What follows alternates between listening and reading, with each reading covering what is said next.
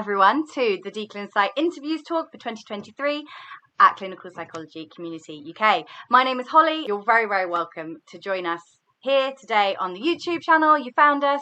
Make sure you hit the bell and subscribe as well, and you'll get notified of all the new videos. And we're also really, really active on the Instagram page at Clinical Psychology Community UK, where we do a monthly Q&A, and we also do a weekly diary of everything that happens on training. And also plenty of things on the page as well around. This is lots of different videos on how I prepared for my successful DClin interview. Lots of blog type things that I'm doing at the moment. So there's one there on a second year study day. And also I've done a week in the life of a first year trainee. So there's plenty of insights there on training. And we also try and do a few extra little wider things on psychology, like working in multidisciplinary teams or how clinical psychology functions in the UK. So now today, what we're going to be talking about, we're going to be going through a couple of disclaimers around what we're going to talk about. There are some caveats to what I'm going to say, so it's important that you're aware of them.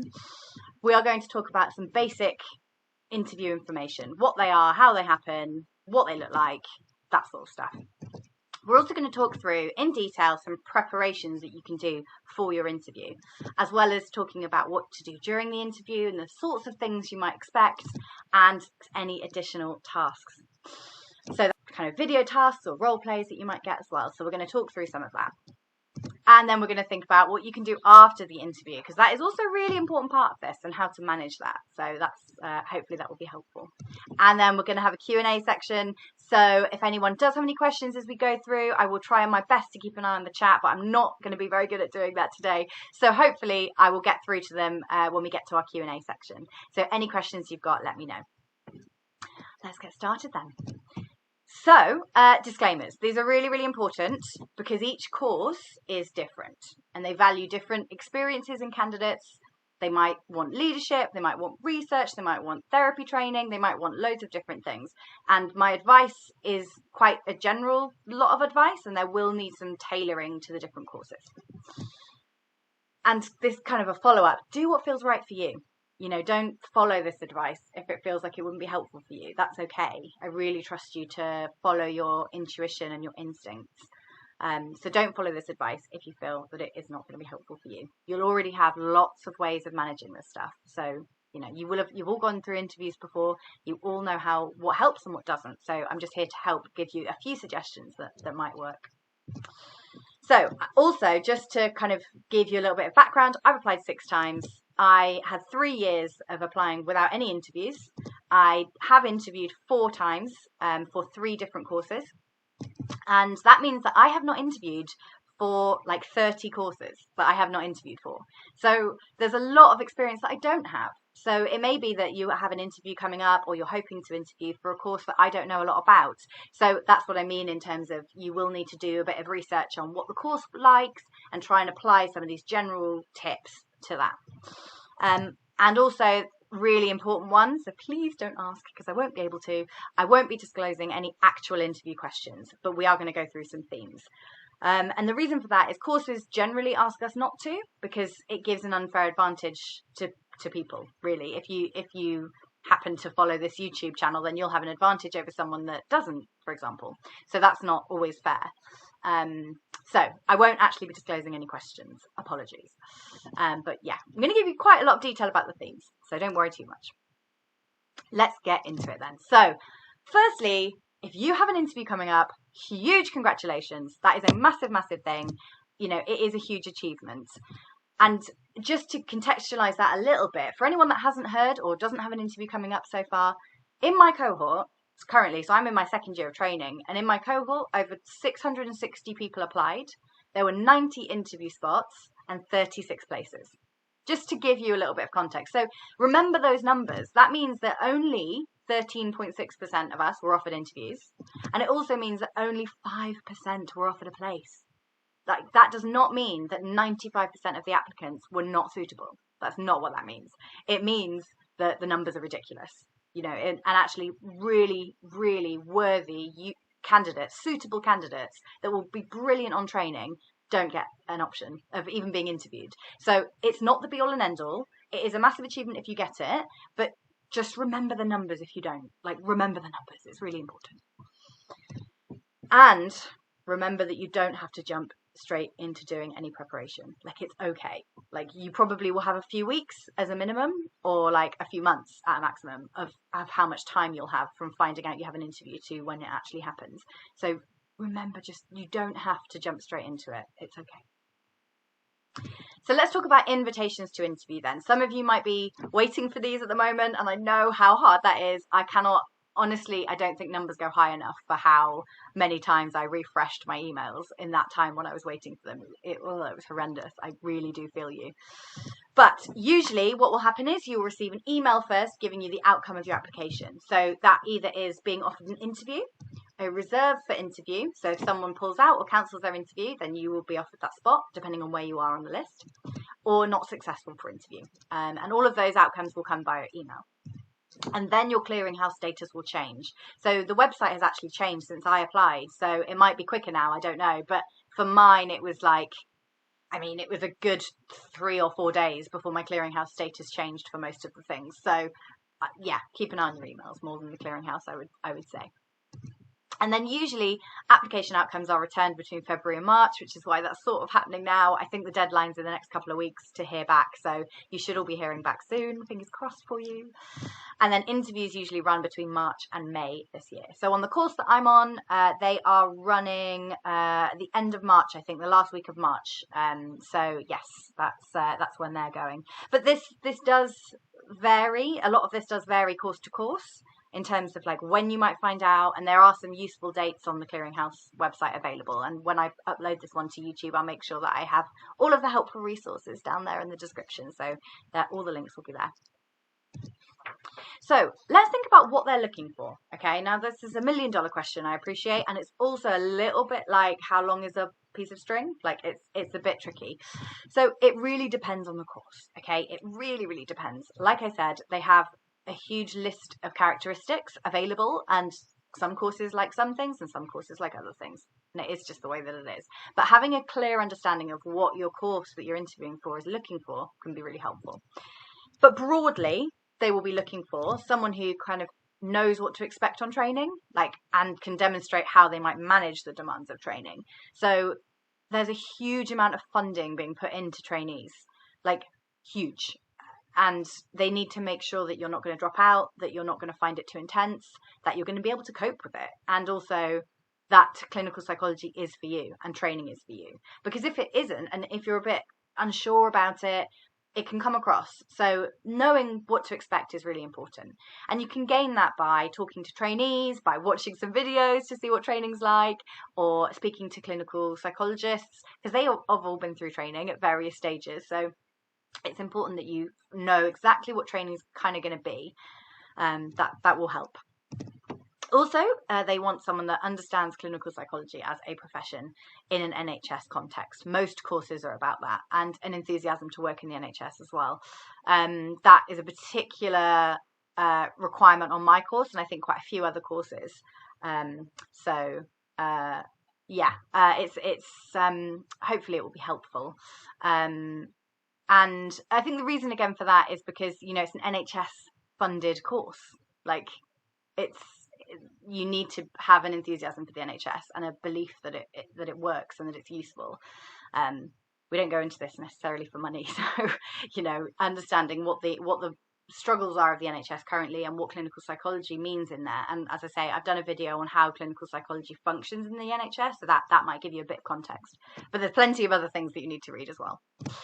Also, someone that has enough clinical experience to be able to work as a trainee on placement and can demonstrate this in an interview. So it's difficult because lots of courses will only specify 6-12 months of clinical experience, and everyone is very different, and it might be that the quality of that experience was really good for you and 12 months is enough. My first 12 months would not have been enough. It wouldn't have been sufficient to understand what clinical psychology is and what it means. So I'm actually weirdly grateful for having the time that I've had, because I've got lots of different experiences to pull from, because they really do ask you to do that when you're on training.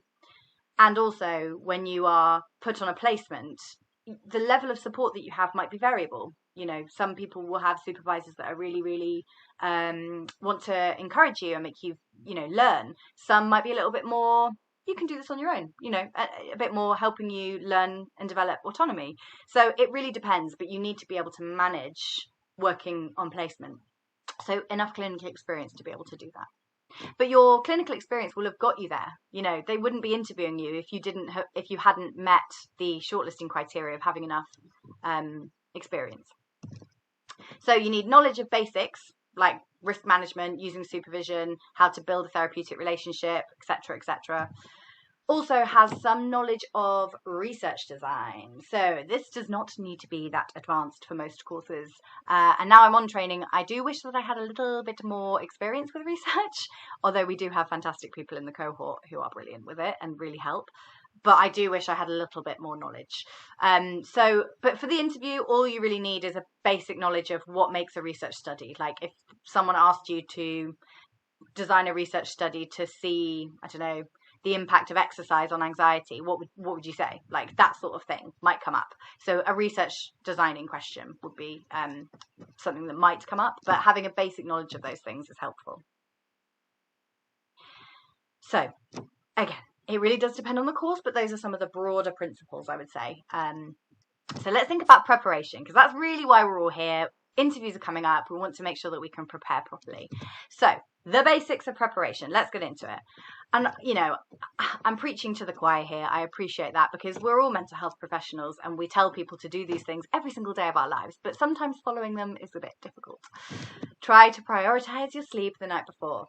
So I'm quite an anxious person naturally, and I did not sleep all that well before any of my interviews. So, but what I mean by that is like I made sure that I got into bed at a sensible time and I'd like had a bath and I was as relaxed as I could be. Like try and prioritize that if it helps.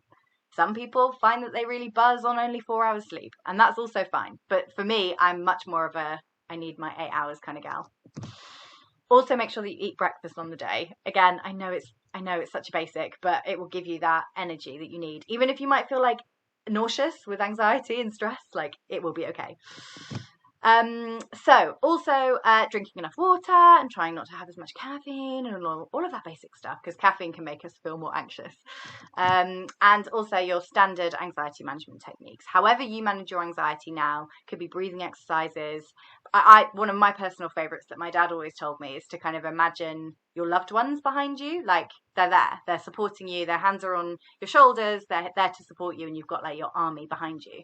That was always one that really helped me. So any of your basic anxiety management skills will be useful, because depending on how the interview works, like some of them will be face-to-face, some might be online. Depending on how that is for you and managing your anxiety, it can be a longer process than you think. Like if you're there for face-to-face, it could be like a whole day that you're there, like dealing with trainees and other people and having talks and other interviewees, and like it can be quite stressful. So yeah, having some ideas of how to manage that is going to be useful.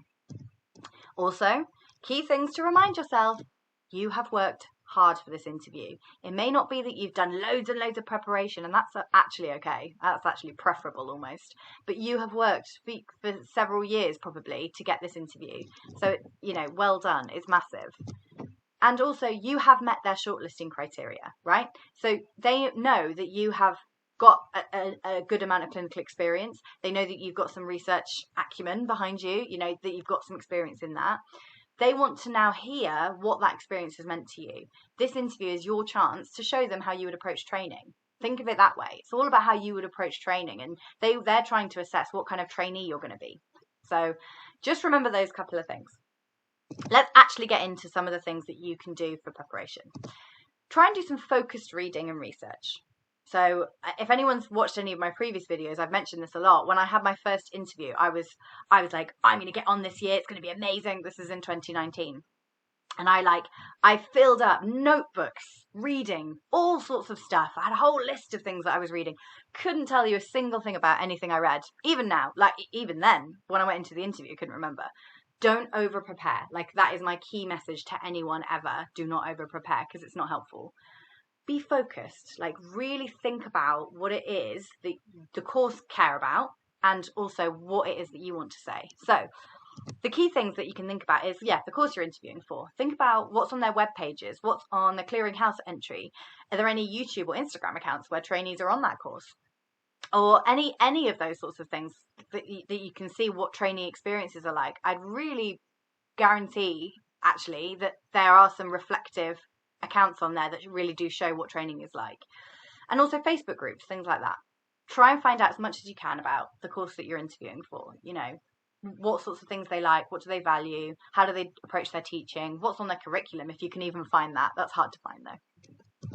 Then also think about the trainee's clinical psychologist job description and person spec. Okay, because remember, this is a job. Like, I absolutely appreciate it's training and it sets you up for things, but it is a job at the end of the day, and that's what they're interviewing for. They are interviewing for a job. So make sure that you go through that and think about some of those questions that could come up.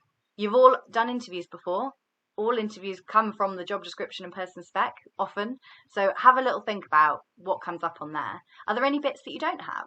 Are there any bits that you really, really nail? Have you got any examples of those kind of experiences? Like if the job description says, I can't think now. If the job description says working with people in a paid capacity clinically, well, what experience have you got for that? You know, really think about that. Also, if your course values research, and you know, you have to do research in all courses, but some will emphasize it more than others. You could look up research design and any particular kind of analyses like t-tests or ANOVAs, so you can explain them to someone if they need to know, because there are some courses that do ask you those sorts of questions, and there are some courses that will do like a research interview, so it might be helpful to find out. But for most courses, like, probably not something you need to spend loads of time on. If your course teaches systemic as a secondary modality, you could read up about this a little bit. If they teach psychodynamic, you could read up about that. But remember, it's a training course. They're not expecting you to be competent, qualified therapists in all the modalities. They're way more interested in what sort of person you are and how you approach different things. And that's kind of how the interviews are designed, really. Also, possibly you could think about some recent research studies related to your clinical experience. So when I was interviewing, I was working as an assistant in a kind of talking therapies IAPT type service, and part of the role was increasing access for older adults. So I read a bit about that. I read a research study about that, and I think I did end up talking about it in the interview. I think off the top of my head I did. So, but make sure it's related to your clinical experiences as well, because that kind of shows that you're making some research practice links, which is something that clinical psychologists do, and that's what we're encouraged to do on training as well. And then finally, the DClinPsy competencies. So there's a big list around, and I'll make sure it's in the description when I upload it, but also remember, yes, the competencies are important, but you're not expected to hit all of these. Like, that's almost not what they're assessing, but having a knowledge of what the competencies are that you're expected to meet on training will be useful. So, you know, if they ask you, why do you want to train to be a psychologist? Well, then you can say, actually, I've looked at the competencies and it looks like a job role that I'd really enjoy, or I've got, you know, a foundation in this, and I want to develop this. Like, yeah, it can help answer some different questions that you might not have expected, but all of these things help you demonstrate that you understand training, that you understand clinical psychology, and that you understand the course that you're interviewing for. And they're important. They are really important. So, what should I prepare? Well, again, some more specifics. One research paper you could talk about, and that means kind of being able to describe it, critique it, and apply it to practice. Like, those are really the main things. And it doesn't need to be really in depth. It just needs to be, oh, so-and-so did a study last year where they did this, and I think maybe this could have been better, but actually this was really good. And then actually applying it to my practice, I've noticed this, this, and this. You know, there are ways of applying it like that. So I would think at least about one research paper that you might be able to talk about. Again, it may not come up, like it may not, but it will be useful because that demonstrates that you understand research and those research practice links. 2 to 3 case studies or experiences where you learn something. It could be clinical work, it could be research work, it could be anything, but thinking particularly about where you've learned something. So this could be clinical case studies, like difficult experiences where you've learned something, or an experience where you demonstrate that you've got lots and lots of skills. And that could be skills in supervision, it could be teamwork, it could be clinical work, it could be assessing risk, it could be all sorts of things. So, for example, you could choose a case where you had a risk concern, or a safeguarding concern or something, and you explain that to the client that you had a concern, that you were going to talk to your supervisor about it. You followed the procedure, you spoke to your supervisor in supervision, you made a plan together, you followed out the plan, you documented all the risks, and you shared it with the team. That shows all of those competencies I said. So teamwork, risk assessment and management, and using supervision, as well as kind of communicating with a client. So try and think carefully about those sorts of things, and it can be helpful sometimes to have the job description or the competencies up when you're picking your case studies. Some research examples as well, like having one that you might be able to talk about, like an audit or a service evaluation, studies, dissertations, something that you might be able to talk through if they ask you, give me an example of a research study that you've done, or whatever it is. It would be useful to talk about. And in your preparation, I would really encourage you to use reflective models to better understand your experiences. If you've followed us for a while, you know that is what I'm all about. But that was actually feedback that I had from my second interview. My second interview. And it made all the difference, because the year after I got my place. So I really do think it made the difference. And it's not necessarily that you're going to structure your answer using that, although you can. It's more about, if I understand my experiences well enough, I'm going to know which competencies I'm going to hit, and I'm going to be able to talk about them in a different reflective way. So I think those are some things with case studies to think about. Again, with case studies, it's useful to think about a couple of different formulation models that you can use. So it could be the CBT hot cross bun, it could be the CFT threat drive soothe, it could be the ACT hexaflex, it could be whatever model that your service uses that you feel comfortable in. And that's what I would encourage you to do. Don't try and pick one that you don't really know about, because it's really useful to have it applied to practice. If you can think of a new one, great, but think about how you would apply it to practice. And sometimes I think we speak about things differently when we've done them, rather than if they're hypothetical. So I'd really try or even reformulate a case that you've worked on. If you formulated it with CBT, but actually maybe CFT would have helped, think about it that way. So think about, how would you use one of these models to explain a case you've been working with? How helpful is that model? Critique it. Like, has it been helpful? Are there bits that are missing? Like, could you maybe use an integrative approach and consider lots of different things? Think about it that way. And are there any issues with the model? So, because again, that's about applying theory and practice. So that's what they're looking for, because that is something we all develop on training and beyond. And that's something we really need to, that's something they will want to know, whether you are even aware that that's what training and clinical psychology is, but also that you're even able to attempt it. So that, I think that's a really important part of it. And then also notes. So what I mean by notes is, sometimes when you're online, you might be able to have like notes right now. So I've got notes of things that I want to talk about, and it could be that you could have them either side of your screen. I did do that for one of my interviews, did not find it helpful, so I did not do it for the second one. I actually found it really distracting. So think carefully about the sort of notes that you might want to use and how you want to use them. And it might be, if you're face to face, you might want to take a few little notes, and then you might be able to look at them through the day. Or you might think, I don't want to do any of that. I'm just going to go and I'm going to see how it goes, and I'm going to trust my instincts. And that's also fine. But it might be that you want to have a couple of notes just to remind you of things. It's up to you, whatever helps. And then also, I would read through all of the information that the course gives you about the interview process. So they normally send you an email, and they'll also probably attach some sort of process of how it works and what it will be. And closer to the interview date, they'll send you some more information. Just read really carefully through all of that, and just make sure that you know exactly what the process is, what you're expected to do. Any questions, talk to the course, because that is really important. A few more things to prepare. I'm going to talk about mock interviews, because this is something that just fills me with fear when I think about doing mock interviews. And usually I think it's worse because you're doing a practice interview basically with someone that you know. That's why it's usually quite scary. So it could be with supervisors, it could be parents, friends or colleagues, but yeah, usually it's worse because it's people that you know. But in my experience, mock interviews have been really useful, because you can You know, what you're trying to do is replicate the interview setting as much as possible. So if it's face-to-face, do it face-to-face.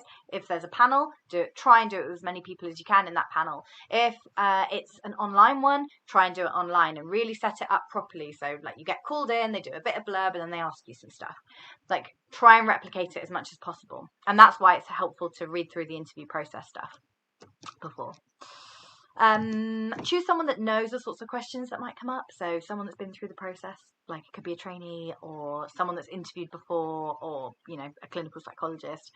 Or you can provide a friend or family member with some questions that they can ask you, you know, because that can also be really helpful. And the thing is about these, I know they're scary and I know it's difficult finding time, but you can gain feedback on how you answer, how you approach questions, how you handle your nerves, how you come across. You know, it can really help because it's practice. Practice makes perfect. Like, we do need to practice these things. And that's why we have 3 years of training to practice being a clinical psychologist. So mock interviews can be very helpful. But I also appreciate that's not an option for everyone. Not everyone is going to have someone that they can go to for that. So this is an alternative that I did as well. And it is embarrassing. And I have deleted the video since. But you could record yourself answering questions into a video camera, just like this. Maybe to watch back, but maybe not. I never did because I couldn't cope with it. But what it did is it helped me get used to speaking out loud for like 5 minutes. Because listening to your own voice for 5 minutes in a room full of other people or online is like, it is strange. So it does take a bit of practice. But if you want to watch it, then you can also see how you come across. You know, that it helps. So there's a few little bits for what you might be able to prepare. But I'm going to come on to some tips now for preparation. What's your perspective? It's really helpful having research and evidence and theories and models, but what do you think about them? Like, what have you noticed from your practice? You know, they interview so many people. It could be like 150 people that they're interviewing, even more for the bigger courses. So what is your perspective? What do you think about things? That's actually what they care about more. And authenticity really does come across. You know, if you're giving a perspective that you kind of don't instinctively agree with, it comes across. So really spend some time. And that's why the reflective models are helpful. Like, really spend some time thinking about what your perspective is. And also what things you value. What sort of clinical psychologist do you want to be? You know, what sort of work do you want to do as a clinical psychologist? What do you think clinical psychology will look like in the future? What do you want it to look like in the future? You know, all of these questions are really useful, reflective tools just to think about things. You can write down or record. So this is an idea, and this is something I always did in exams, like written exams at school. I'd do a brain dump before I went in, or when I sat down just to do it. I'd like write down my worries and like a brainstormy cloud thing of like what I was thinking and any worries I had and random thoughts that come up, because they always come up at those times. And for me, it just kind of helped, like, okay, got that stuff out of my head. Now I can really access the important information. So you could write down it on your phone. You could go outside and like do a little voice record. You could do whatever it is that helps. It might not help and it might just be really confusing, but have a go. Practice on your mock interview if you can. And then remember, you cannot know everything. So don't try. They don't want you to know everything, because if you know everything, you won't get taught anything. And if you have the attitude that you know everything, then what is the point in coming to training? Because you're very much in a spot of, I don't know what I'm doing.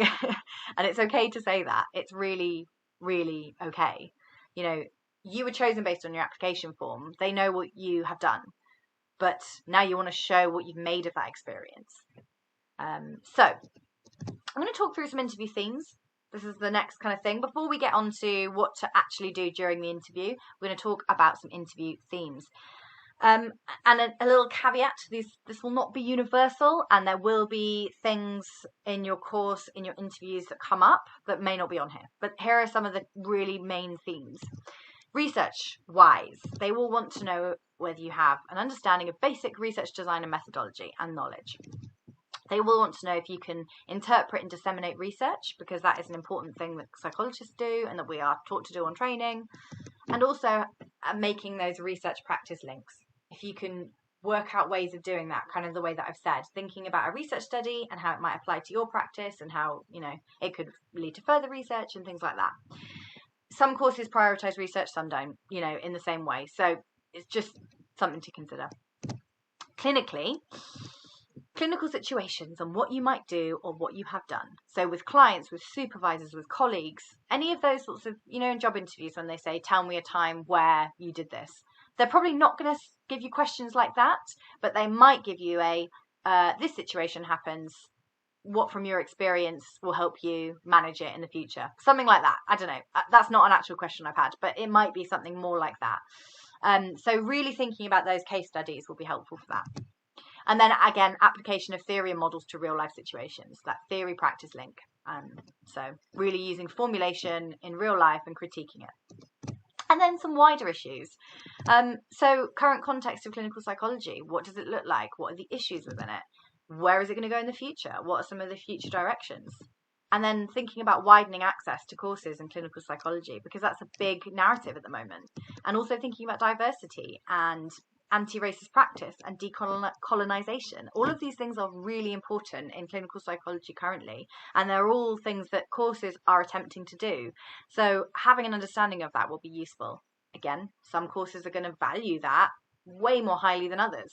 So knowing what your course really values is the key thing. So before we go on to during the interview, I'm going to just double check and see if there are any questions. Hey, great. Oh, wow.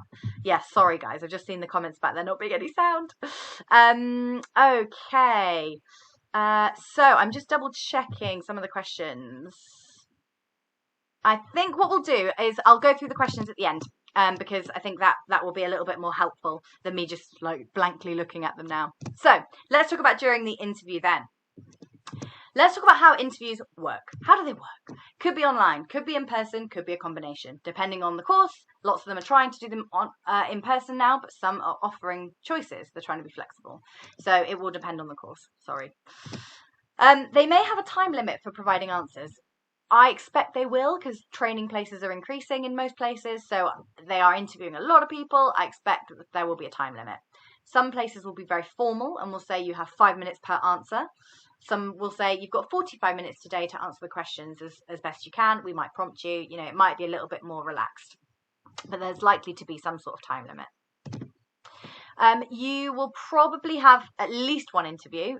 All the interviews that I've ever done, it was just one interview, and there was a panel of interviewers. So often a member of course staff, who's like a course tutor, clinical psychologist, a local or regional clinical psychologist who's like a placement supervisor, and a person with lived experience. So those, usually you'll get at least 2 of those. You should be getting all of them, but yeah, you'll get a combination, probably. Some courses do academic or research interviews as well. So that, as well as the clinical interviews, some of them do separate them like that, but not all of them. And also some places will have an additional task that may be before or during or after even the interview day to help them make their decision. So this could be role plays, it could be group exercises, it could be written exercises, it could be deductive reasoning, it could be, all sorts of things. And we are going to come on to talk about them later on. There's a whole section. And also, just an important one, you're unlikely to be able to ask questions at the end, like a normal job interview. They won't normally allow time for that. They might, but unlikely. But usually if you're in person, they will give you, hopefully some trainees will be there. There'll be other course staff that you can ask questions to. And also some courses make a kind of buddy system. So you'll get a trainee that you can have a meeting with before. So during the interview then, breathe.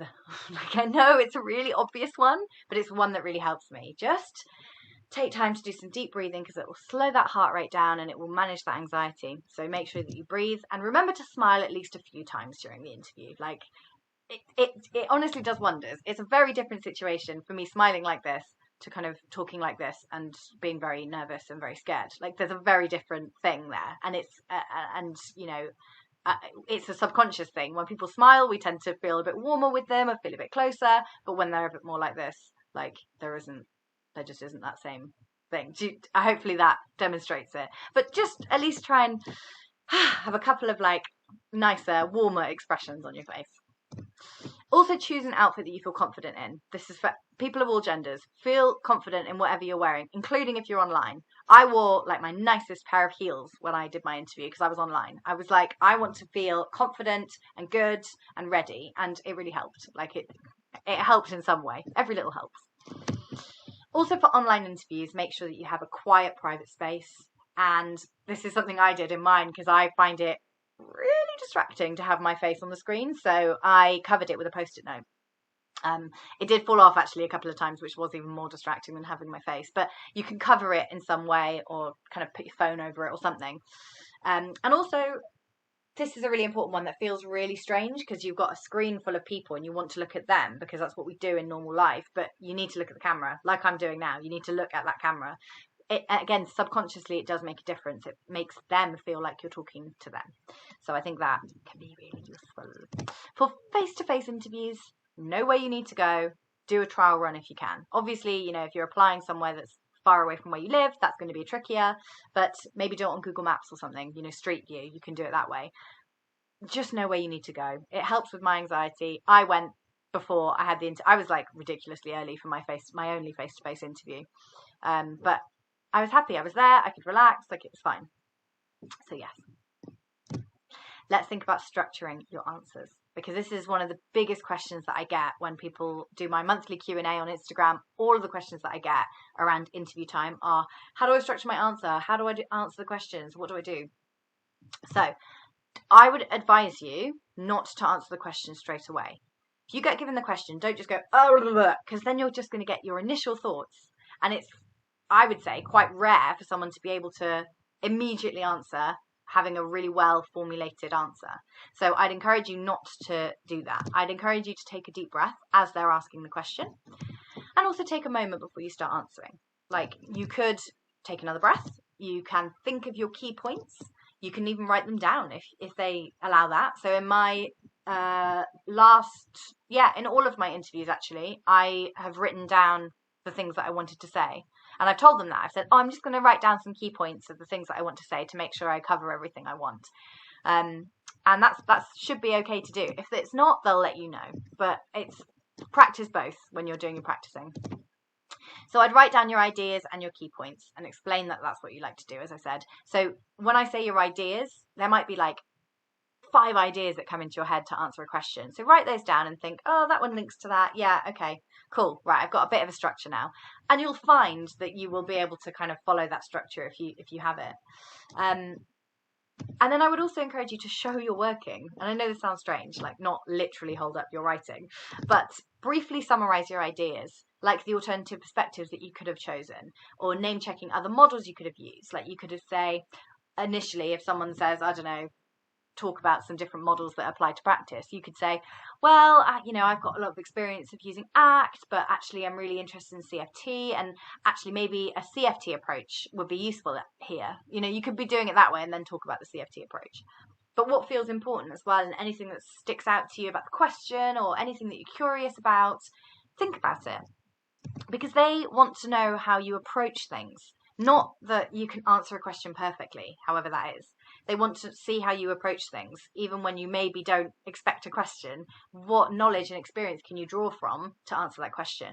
And actually, a lot of the questions are designed so that you can't practice. Like, you can't, a lot of them are designed so that actually, you can't memorize answers. Like, they really try and think about different situations that you will not have experience in, and think about how you can apply things to that. So be ready for that.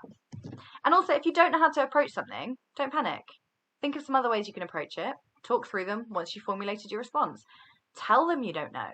It's okay to do that. They're not expecting you to be perfect. Just tell them. Just say, actually, I don't know. Let me think about that. That's okay. Like, it's completely okay to do that. And they would actually prefer that to someone waffling away going, because they can't think and all they're doing in their head is panicking. Just saying, oh, that's an interesting one. I'm going to need to think about that. That's okay. That's fine. Again, authenticity, it really comes across. So show you're working. Some other ways of structuring answers, having a clear way of answering the question. Okay, so as I say, that could be 2 to 3 points of things that you want to talk about.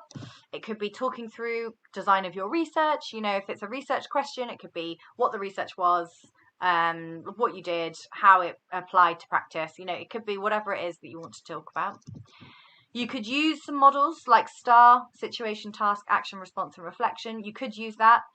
Or you could use the kind of standard, this is in lots of reflective models. What, so what, now what? You can use all of those things. For me, I found them quite distracting, and I'd be like, oh, STAR, what does the A stand for? And I just couldn't remember. So for me, the 2 to 3 points felt better. And then I would always encourage you to add in your ideas at the beginning that can help kind of structure your answer and show breadth and depth of your thought. Like I said, oh, that's interesting. My initial response is this, but also maybe thinking this and this. Yeah, okay, so I think this, this, and this.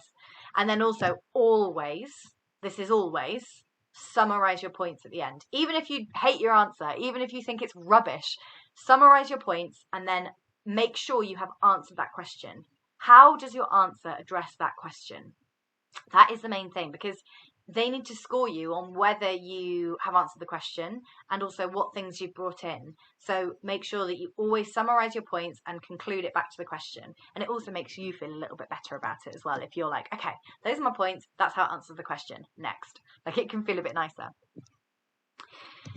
During the interview then, again, take each question as new.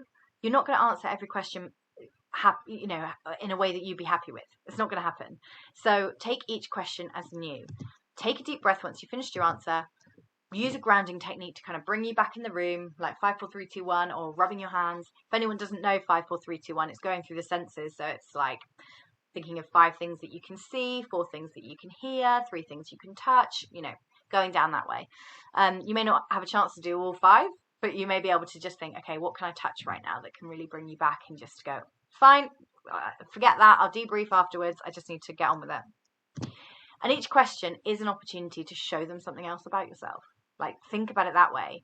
The next question is completely different from the last, and it may, the last question might be something that you are really not very strong in, and that's okay. But you will have strengths in other areas, so there will be questions coming up for those areas as well. And remember that silence is not always scary. This is something therapeutically we have to learn anyway, isn't it, in clinical situations, that actually silence isn't always terrible. But the panelists will take some time to write notes. Like, when you finished your answer, there might be time where you're just kind of sat like, ta-da, like, I finished my answer, what do I do?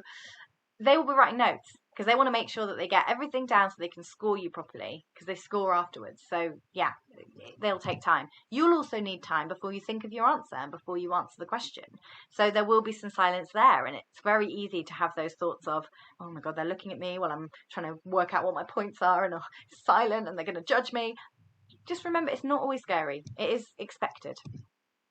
And also, I would try your best, if you can, to practice being given a question and taking time in silence to plan it and video yourself. And what that will help with is almost like a bit of a behavioural experiment. Because if you think that they're going to be judging you for taking time to write that down, and you're going to look silly because you're going to look confused and you don't know what you're doing, record yourself and see if you look confused and like you're flailing around. You probably don't. Like, you probably look like you're someone that's writing something down and planning your answer. So think about it that way. So reflection is also the other massive part of things that I get asked. Is like, how do I reflect in the moment? How do I be reflective in a question? How do I do this? So we're going to think about this. Reflection isn't always a big, distinct, I'm going to do some reflection now. Like, it isn't always that. It can include, oh, I was thinking X and now I'm thinking Y, or maybe Z. Like, it could just be voicing the thoughts that you've got and thinking about, no, maybe X isn't this because of this, so I'm going to go with Y, and this is why I'm going with Y, Or it could be, I have lots of ideas about A, B, and C, but on reflection, considering my experiences, I think D and E actually would be more relevant to the question. It's something like that. And you could use what, so what, now what. So you could explain a situation using what. You could explore how that experience made you feel, what you found difficult, what you learned, so what, and what that experience means for your practice now. So now what? You could use that structure. If it's a particularly reflective question and it's asking you to do some reflection, that can be a nice structure to use. But it isn't always about that. If you've used some reflective models to understand your experiences, you will naturally speak reflectively about them. And I guess on the question, we had a question in on Instagram, how do I reflect in the moment? not all questions are going to require reflection. You know, so if they ask you about research, it's probably not going to require you, you know, if they say, tell me about a piece of research that you've done, you're not going to go, oh, well, on reflection, this, like, it's not called for, it's not needed. But if they're asking you about a clinical case, they're implicitly asking you about reflection. So add in a little bit about what you thought the case was, what you thought it went well, what you thought you could have worked on, what you've learned from it, how it applies to your practice now. That's always the most important thing, how what you've learned applies to your practice now. So yeah, I mean, that's my main thing on reflection. I will talk about the reflective models a little bit, and like I'll give you some names of them, and I've done videos on pretty much as many of the big ones, so I'll make sure they're in the description as well. Let's go on to additional interview tasks then. So not all courses do them. All the courses I've interviewed for have done them, and they've all been written things at some point. So additional tasks could look like role plays, individual or group, and we're going to talk about role plays. Case discussions as a group, case discussion as an individual with the interview panel, writing a letter to a client as a therapist after watching a video of part of a session. Could be writing a formulation after watching a session or reading a vignette. It could be answering written or verbal questions about a video that you've been shown. It could be critiquing a journal article. It could be some research methodology and design tests they might want you to do. They might ask you questions about it. There's a huge range of things that they could ask, and it will depend on what the course are looking for. So I am going to talk a little bit about role plays because that's the main thing that I get asked about. Role plays, they honestly still make me terrified, and we do quite a lot of them in training, but they are just uncomfortable. They are awkward. It is just one of those things, but they do form a key feature of training. So it's important that they see that you are able to engage with them and kind of almost put that awkwardness hat aside. And that's kind of what they're assessing there, as well as some other things. There's a big range of options, all assessing various competencies. Clinical situations could be role playing, a group team discussion about a client. It could be supervision. It could be clinical situations like therapy, assessment, risks management, ending a session. And what they're doing there is assessing your professional manner and your ability to build a rapport and what you are like as a therapist. That's what they're trying to test. And they also will always take into account that you're nervous. Throughout the whole interview process, they will take that into account. But also assessing that you understand the basic boundaries of clinical work. Like, you don't swear, you don't say any demeaning comments, your body language is appropriate, like a lot of that sort of stuff as well that they're testing. I mean, those are really basic things, but you'd be surprised. They're also assessing your understanding of the role of being a psychologist. So, for example, not promising to see them every day for 3 years, you know, or whatever it is, promising to give them your personal phone number so they can call you 24/7. Little things like that. And also not, you know, advising on nutrition to any detail because we're not qualified dietitians unless you are. You know, those sorts of things. That's what they're trying to test. There could be some team discussions, like a role playing a team discussion. I think it's fairly unlikely because assessing in a team might be a bit difficult, but it could be assessing if they do, it might be assessing your ability to work with other professionals, you know, having that professional respect and also having some assertiveness and some supportiveness as well. And assessing your ability to summarize and communicate psychological information to other professionals, because that is a big part of what qualified psychologists do. So that could be big. And then supervision. They might role play a supervision with you, and they might ask you to talk about a client that you're working with, you know. And what they're doing there is assessing your ability to use supervision, because we have so many supervisors on the course. It's crazy how many supervisors we have. So yeah, you need to be able to use supervision, and that might be something they want to test. They're also assessing your knowledge of what is and what isn't appropriate to bring to supervision, and also what the boundaries of a supervisory relationship are.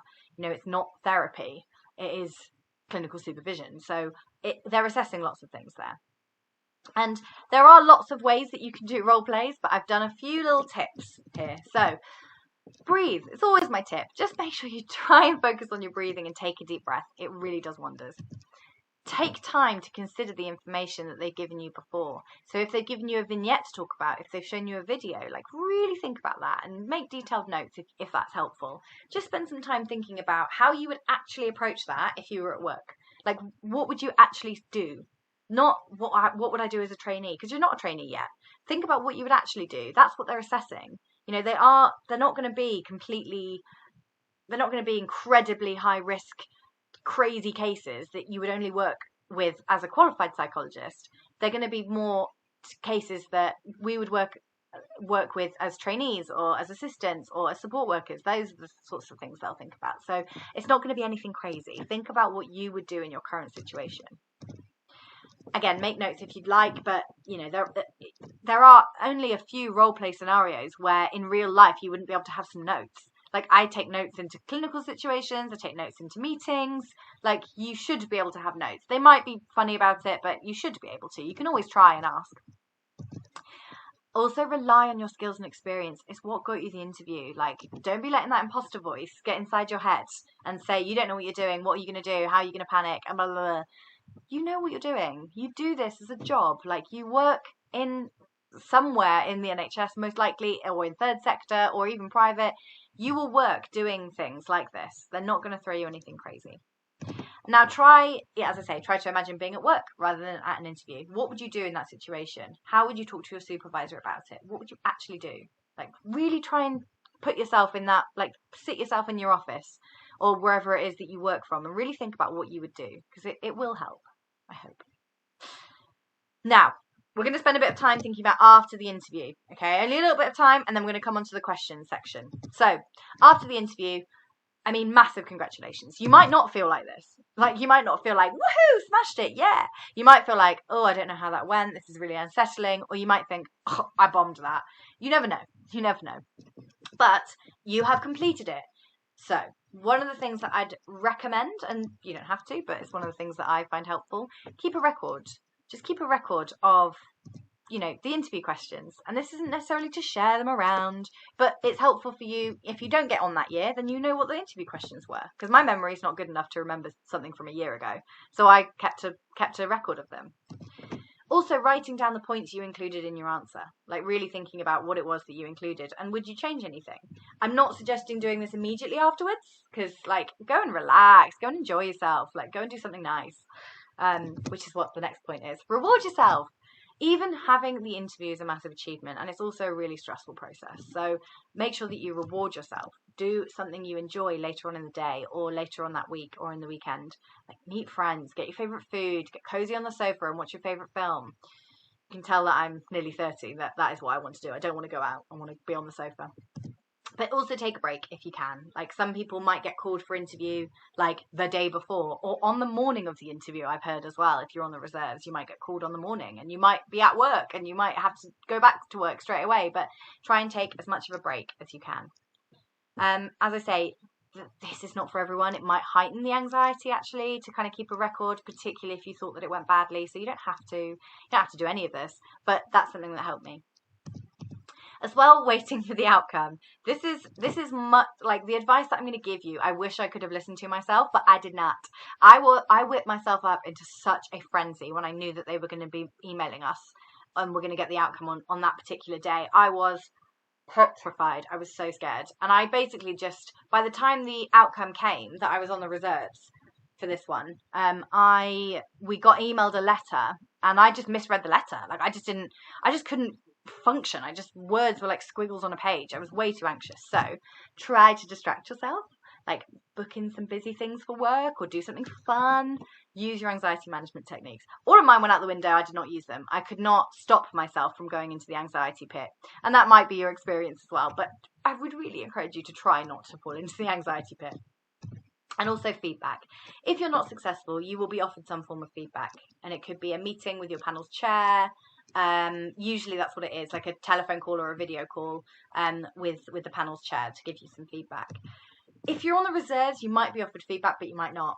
Some courses do, some courses don't. Some courses do because they're like, the reserve list might not move as much, and you know it's helpful for future interviews. Some don't give you feedback, because they say you're good enough to get a place. If we had enough places, you would be getting a place. So we don't have any feedback or anything for you to work on. Which, like, I get, but, like, also, if you've applied lots and you've interviewed lots, like, you just want some feedback on how you can make yourself better and how you can score better. But keep a record of this feedback as well. That will be helpful for future times if you need to apply again. And always receive your feedback. I know that sounds silly, but sometimes, like, you might get busy or you just might forget to do it. Like, always receive your feedback, because it is, however hard it might be to listen to, it's always helpful. Thinking about outcomes then, let's think about them. If you have been successful, you will most likely receive a telephone call offering you your place, which is just an incredibly emotional time, or it was for me anyway. It was the day before the deadline, and yeah, I knew I was number one on the reserves, and I just needed one more person not to take their place, and then I was offered it, and it was a very, very emotional time.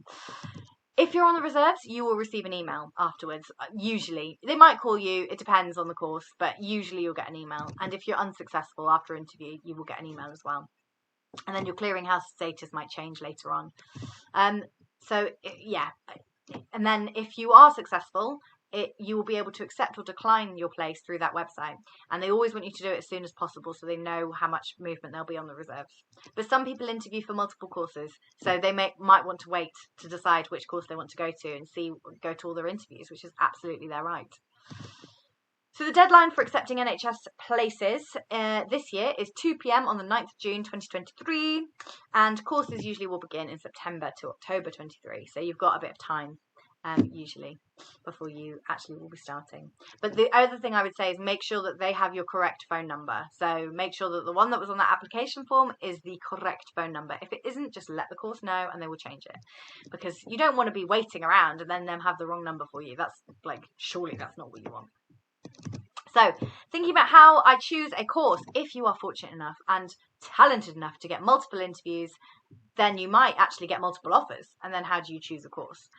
So sometimes how courses manage the interview process can reflect how they manage the course. This is not always the case though. Sometimes a course might be super organised and really, really brilliant and really thoughtful and flexible on the interview process, and you might find that they're not like that at all when you get there. And it could be the other way around as well. They might seem really chaotic on the interview day because it is a lot to organise, but actually they've got the course stuff together. So it can sometimes reflect how they manage the course.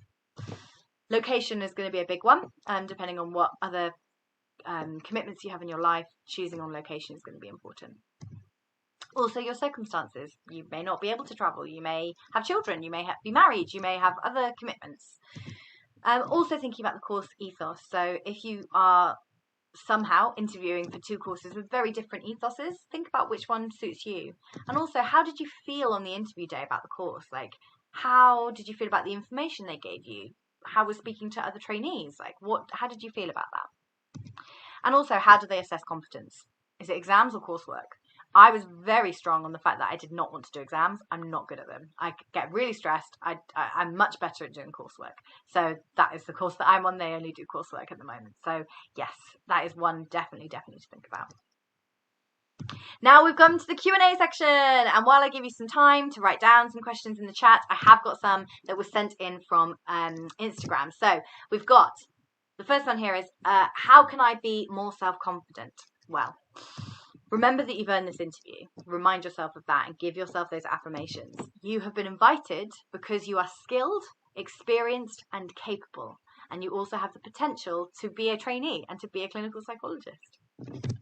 Also, try and frame the interview as a way of learning your current level of competence and development. You know, interviews often expose those areas of development. It might be that they ask you a question and you think, I actually just have no idea how to answer that. And I know it's frustrating because we want to progress our careers, but actually you can be like, I didn't know how to answer that and I did not come up with anything that I thought was suitable. That's something I need to go and get experience in. So you can't know everything. Remember that you have earned it. Do some affirmations. You have earned this.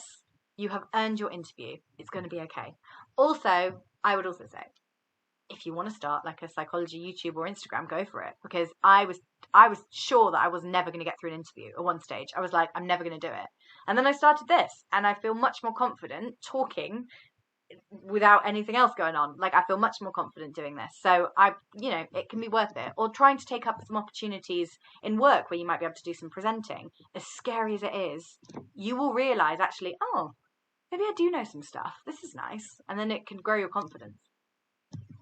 Also, why do people get rejected? Yeah, there's a lot of reasons. Overall, bottom line, they didn't score as highly as the other candidates. But that does not mean that you're not suitable or ready for training if you just didn't get offered a place. Remember the numbers, 5%. And it's probably going to change this year because there are more places, but there's more applicants. So, the numbers are crazy. It's not you, it's the system. I really encourage you to remember that. It is a numbers game. They may need a bit more time to develop prior to training. You might need a little bit more, like I said in the last answer, you may realize actually I can't do this. This is not an area that I know anything about. You might need a broader range of experience prior to training. You might need to develop your reflective skills prior to training. There's so many reasons that people get rejected, but feedback from the interview is really important. A couple more questions and then I will go to your questions. How can I give a good impression? Be yourself. Authenticity is valued. It really is, and telling the truth. If you don't know an answer, say it. Talk around the subject and what sorts of ideas you have. It will be so much more interesting to them after they're interviewing 100 people, or your panel will be interviewing maybe 20 people. It'll be so much more interesting than giving one of the expected answers. It shows you're working. Like, try and be as honest. And again, smile for that subconscious effect. People warm to you if you're smiley. And the last question here from Instagram is how to prep and answer research questions. This will depend on what the question is, obviously, but having some understanding of research design will be helpful. How would you design a basic study, like a basic study? What elements do you need to have? Well, you need to probably have a control group, depending on what it is. You need to have an experimental group, if it's an experimental design. What sorts of analysis are you going to use? You can do a literature review, like how are you going to recruit? All of those sorts of little bits that you need to think about. Then also some standard research textbooks might help. Andy Field, obviously, always, what a king. Psychology research methods for dummies. Like, you have got through your degrees by doing research. So you will have your own ways of managing this, and you'll also probably have some form of textbook around it. If you don't, go to a library. There's some good things that you might be able to find. There might be a psychology library somewhere online that you might be able to share books. I don't know. I'll have a look. But textbooks can be really helpful for that. Or even YouTube videos. There'll probably be some YouTube content around it. Not from me, sadly, because I don't know enough about research. And some knowledge of some basic analysis might be helpful. So t-tests, ANOVAs, correlations, when it's appropriate to use these. You're not going to need to know anything massively advanced, but they might want you to know about that. So think about basic understanding of research design, look at some of the textbooks on that, and think about some basic analysis. Those are the things that I would encourage. So let me come back to the stream and I will have a little look at some of your questions. Thank you so much, everyone, for putting some in. These are really, really helpful. So I've got one here. If I do a CAP master's apprenticeship focusing on adult population, can I still work with children? Oh, that's a really good one. I am not sure. I'm not sure. Is the answer to that. I'm modelling my advice on telling you that I don't know something. I would have a little look into it, and I would contact the course that do it. But we're mainly focusing on DClinPsy stuff, so I'm going to try and make sure that I pick on that. So what work experience would be good for the role as a trainee clinical psychologist? So work experience that's really valued, kind of in terms of clinical work, assistant psychologist roles, and that is mainly because you're doing what I call trainees and pre-qualified, like baby psychologists, if you like. We're learning. We're like junior psychologists is probably a more respectful way of thinking about it. But those sorts of roles, you are doing psychological work under the supervision of a psychologist. So you not only are doing the work, you are being supervised, you have a knowledge of what clinical psychology is in the current context of the NHS. That is why AP jobs tend to be really highly valued by courses, and you can get that same experience sort of, hopefully, in support worker roles. If you find a team where there is a psychologist, where there's a psychology team that you might be able to get a bit of supervision from, you can have those questions, You can have those conversations with employers before you apply, if they're willing to. Just bring them up and say, have you got a psychology team? I'm really interested in this. Is it worth me applying? They'll tell you the truth, hopefully. So, yes, I would think about, support worker roles, particularly where there's a psychology input, also assistant psychologist roles, and that could be all sorts of domains. Also, if you're starting out, thinking about healthcare assistant roles or healthcare support worker roles, thinking about anything that gives you that clinical contact, that face-to-face kind of client contact will be really useful. Yes, this webinar will be available to look back on. I'm going to do a recorded version, and I will take out all these questions because you lovely people have joined us all. So I will make sure that the question section is just for you who have joined us, and I will make sure that that's up there. I might do a written version of the questions and answers in the description on the uploaded one, but yes, it will be there. Another one here, are they likely to give a vignette or research paper in the 45-minute interview to analyse? Seems like a lot of time pressure if so. Don't know is the short answer. Very possibly they might do, and in that case they're not going to be looking for anything really full. They're going to be looking for what you think is happening. They'll be looking at what do you think are the key points in working with that vignette. And when I say vignette, it might not be like a page worth of stuff. It could just be Sarah, who's 29, has come to you in talking therapies and she's saying that she wants to kill herself. What are you going to do? It will be more developed than that, I expect, but it could be something like that. So that's the sort of vignette-y type thing that it could be. I doubt they'll give you a research paper. That's quite unlikely because, I can't even read one fully and understand it and process it and critique it in 45 minutes. So I doubt that. That might be an additional task that they give you, but I doubt they'll do that actually in the interview. Is there any advice when answering questions with a service user or representative being present on the panel? Yeah, I think it's interesting, isn't it? Because I'm really glad that people with lived experience are on the panel because they will have a different perspective than clinical psychologists will have. And they are used to working with people as a service user, and working with lots of different people often. So they will get a warmth for you, they'll get a sense for you, and I do think that's really important. In terms of any advice when answering questions related to them, I wouldn't have thought so. I don't think there's any need to kind of particularly focus your attention to them or anything like that. I think just answering the question kind of as if they were just part of the panel is fine. And another question here is, would we be scored less by repeating things we put in our application? I would say no. I don't think the panel saw my application. I don't think the application really comes into it once you've got your interview. That's my personal experience on all of my interviews, because I would say things like, obviously, my experience, and they'd be like, no. So I don't think so. I think you need to take it that they don't know what you've been through, because they probably aren't the shortlisters. They're probably not the people that shortlisted all the applications, and they probably won't have your application in front of them. I wouldn't have thought. They might, and it might be worth just checking with them at the start, but I wouldn't have thought so. So what is the one thing you wish you asked or knew before starting training? Yeah, that's a really interesting one. I don't know if I have one thing. I had quite a good understanding of what training was going to be because I applied so many times, and I was, I did a lot of research on it. So I knew what it was going to be. I wish I had asked how we're supposed to do all the work. I wish I'd asked a little bit more about study days and what that looks like, because there's very little time to do a lot of stuff. So yeah, I wish I'd asked a little bit more about that, and really thought about their answer. Was it just one of those kind of PR answers, or is it like an actual fair answer where they're really thinking about what you're saying? So yeah, I wish I'd known that a little bit. What are the pros and cons of the role as a trainee clinical psychologist? Pros, let's start with the pros, shall we?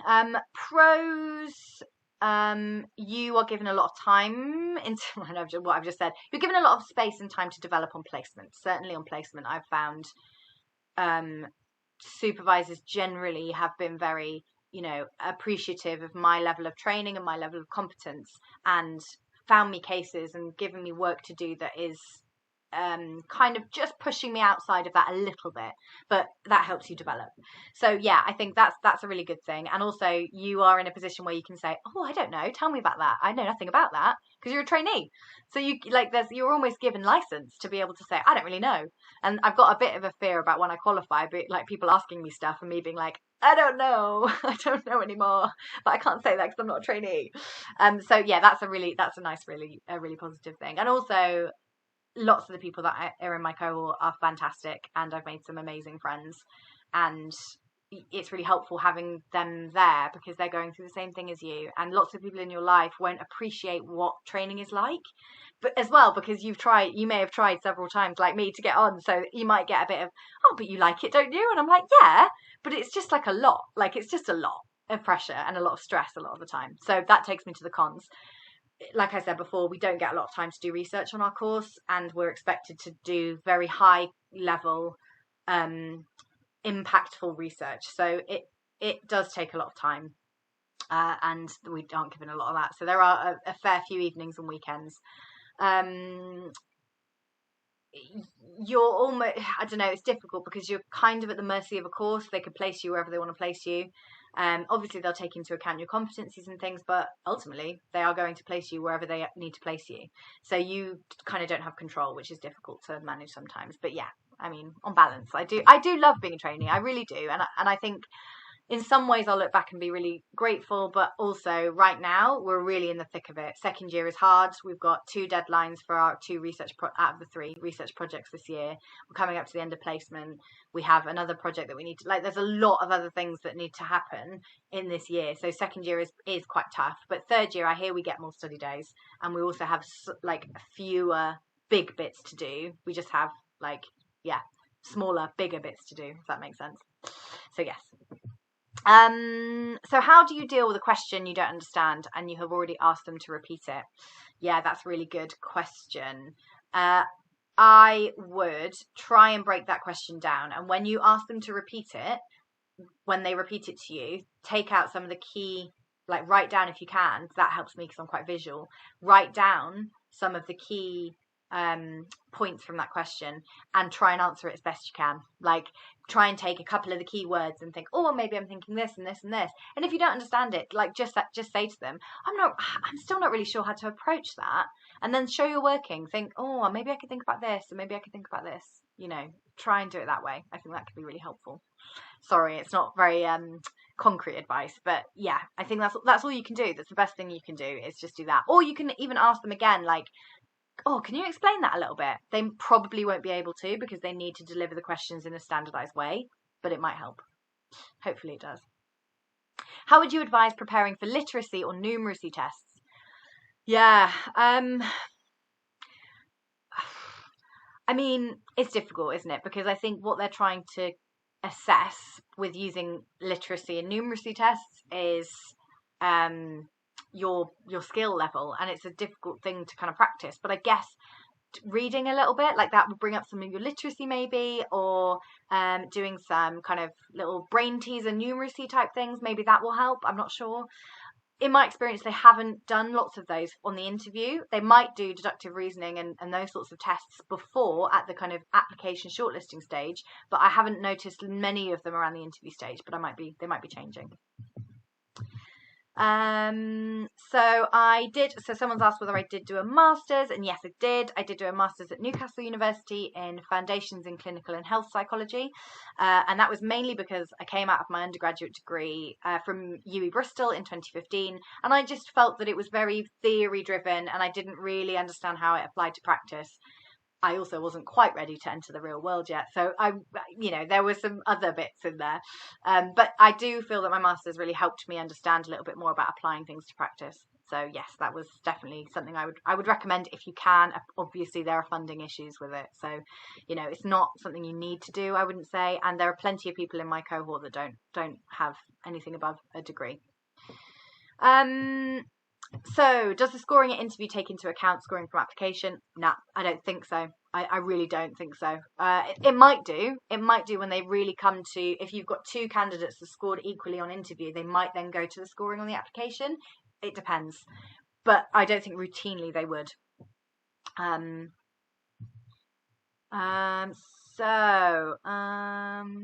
Would you be allowed to take paper into the interview to take notes to help plan your answers, or does everything have to happen on the spot?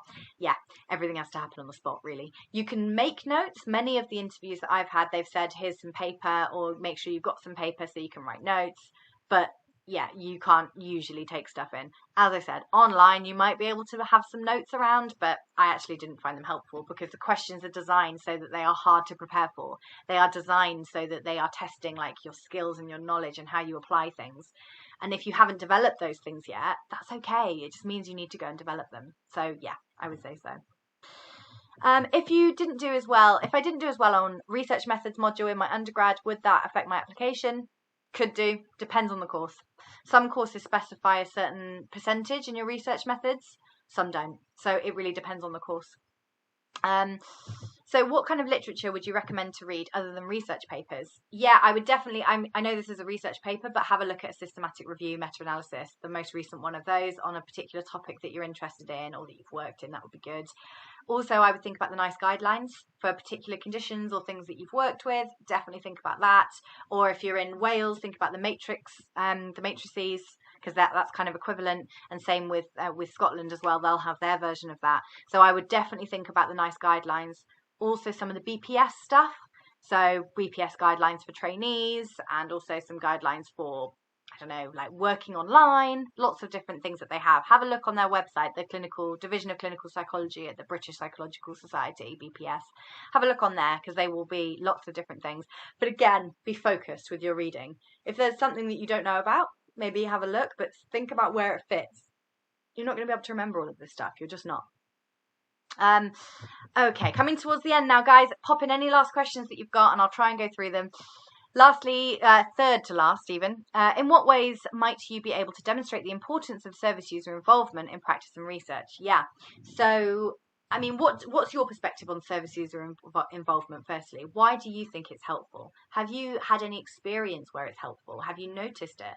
Has your service done any service user involvement? And how did it help? Why was it helpful? I would think about that.